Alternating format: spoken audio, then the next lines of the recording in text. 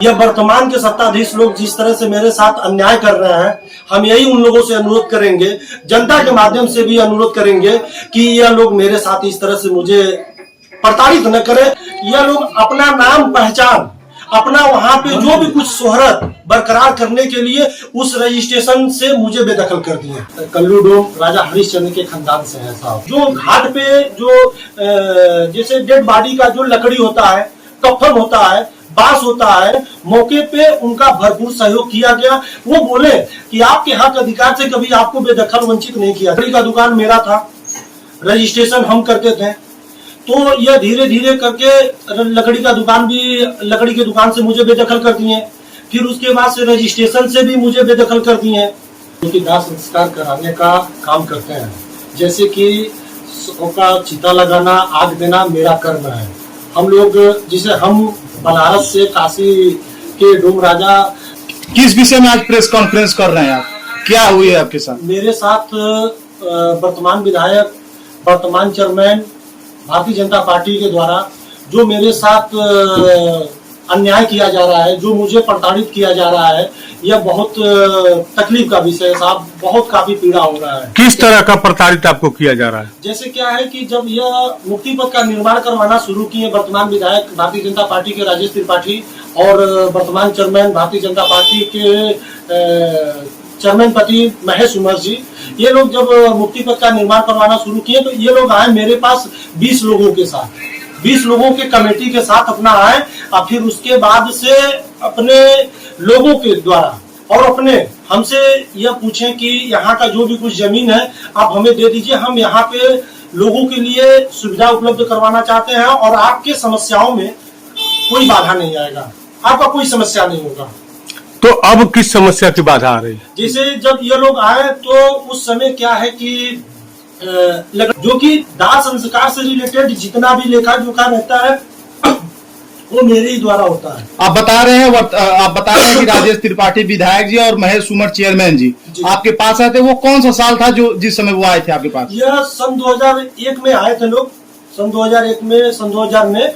तो ये लोग बताएं कि एक यहाँ पे नए सिरे से क्या है कि मुक्ति पथ का निर्माण करवाना चाहते हैं हम लोग जनता के हित में। बाकी आपका मदद चाहिए, सहयोग चाहिए, जो कि उनके सहयोग में हमारे परिवार के जितने भी सदस्य थे हम थे। लेकिन आज के डेट में से बेदखल कर दिया गया है। आज वर्तमान का पीड़ा यह है श्रीमान कि जो दाह संस्कार से रिलेटेड आते हैं पैक होके, वो सब जो भी कुछ सामान है हम अपने घर के पीछे रखते थे। अब इन्हीं लोगों के कहने के अनुसार रखते थे कि आप अपना इधर रखिएगा, बाकी आप जो भी है अपना देखते रहिए, कोई दिक्कत नहीं है।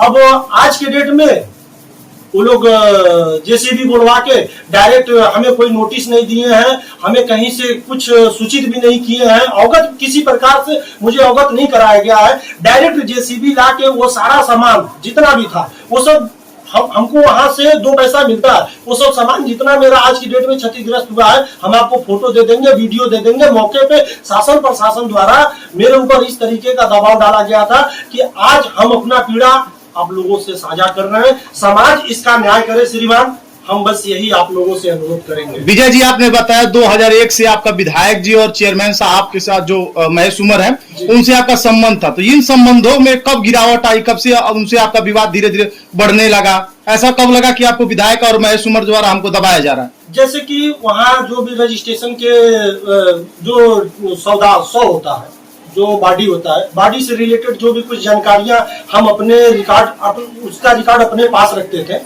वो रिकॉर्ड रखते रखते हम थोड़ा कुछ कहीं ना कहीं लोगों के नजर में बसते चले गए।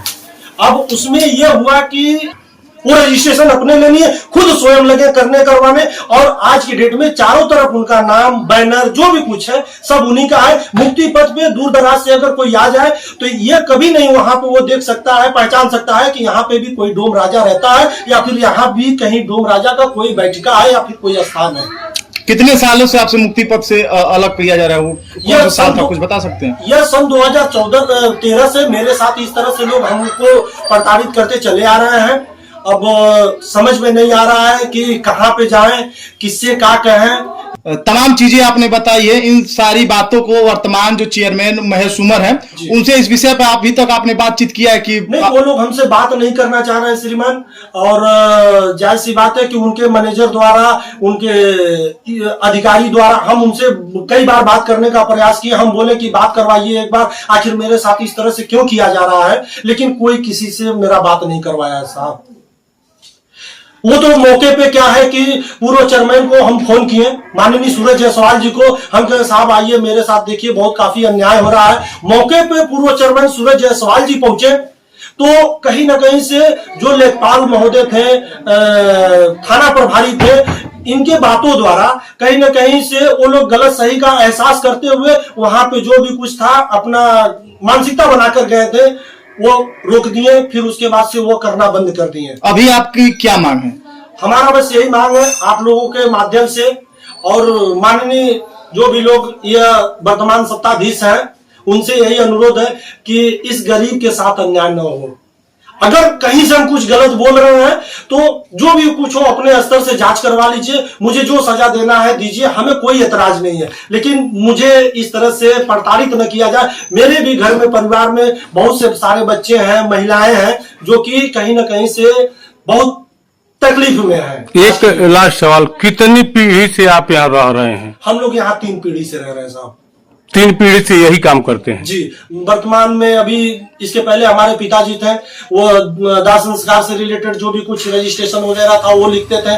फिर उसके बाद से हम लिखना शुरू किए। सन 2001 तक हम लिखना सन 2001 तक हम लिखे। फिर उसके बाद से ये लोग जब मुक्ति पथ का निर्माण करवाए तो उसमें ये लोग बोले कि हम मुक्ति पथ के नाम से एक लेटर पैड बना के दे देते हैं, आप इस पे लिख के मृत्यु प्रमाण पत्र जो भी है अपने तरीके से रसीद लोगों को दीजिए। इसमें क्या है कि चारों तरफ मुक्ति पथ का कहीं ना कहीं नाम भी उजागर होगा और आपका कोई पैसा भी नहीं लगेगा, जो कि वर्तमान जो विधायक हैं उनके पास ऑलरेडी प्रेस का मशीन जो भी कुछ था, ये सब अखबार के वो बहुत काफी माहिर थे, अखबार भी उनके पास था, मशीन